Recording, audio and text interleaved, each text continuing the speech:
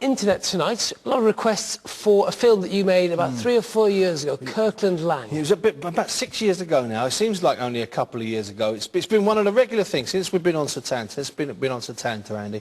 I probably get two or three emails per week, sometimes more, talking about this film I made about Kirkland Lang, the great fighter Kirkland Lang, one of the greatest, arguably the greatest British fighter never to win a world title. And his story was quite amazing before I went and made this film, and I do like to blow my own trumpet, and I've got to tell you, this film just moved his story. Someone's got to do it for you. Exactly. Well, there's a few people that do it, and this story moved him to a different level. But just as a bit of background, it comes up in the film, but in case you're not listening, in case you're out having a beer or a cup of tea or whatever floats your boat, this guy beats Roberto Duran, a brilliant Roberto Duran, and then he vanishes for 12 months. No one knows where he is, okay? And at the end of the 12 months, he appears in Hackney and literally calls up his promoter, Mickey Duff. And exactly 12 months after he beats Duran, Duran is winning a version of the light middleweight world title and making $3 million.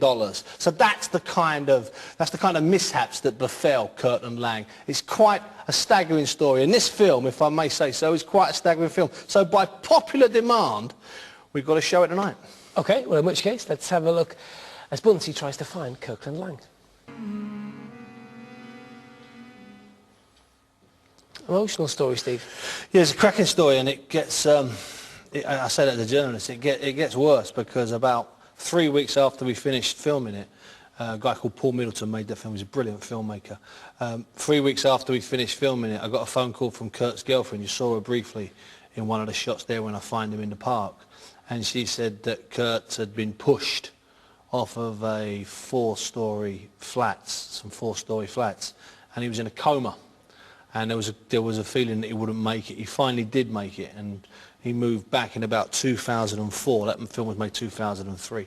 He moved back in 2004 to Nottingham, where he's originally from, and he pops up occasionally in the city, floats around the city. I tried to make a follow-up film, but some of Kurt's family got it into their head that everyone had made millions of pounds from the film, and often that happens, Andy. You know that, you've been in TV a long enough time.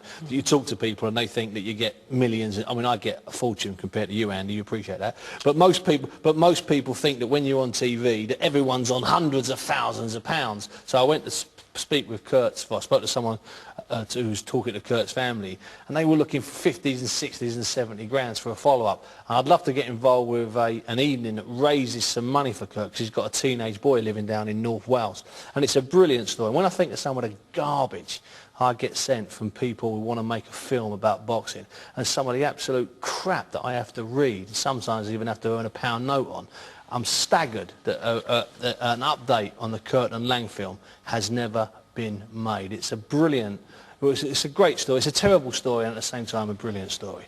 Cool, we've lowered the tone here tonight, Andy, haven't we? You know, lovely story, but let that be a lesson to our up-and-coming stars of the game.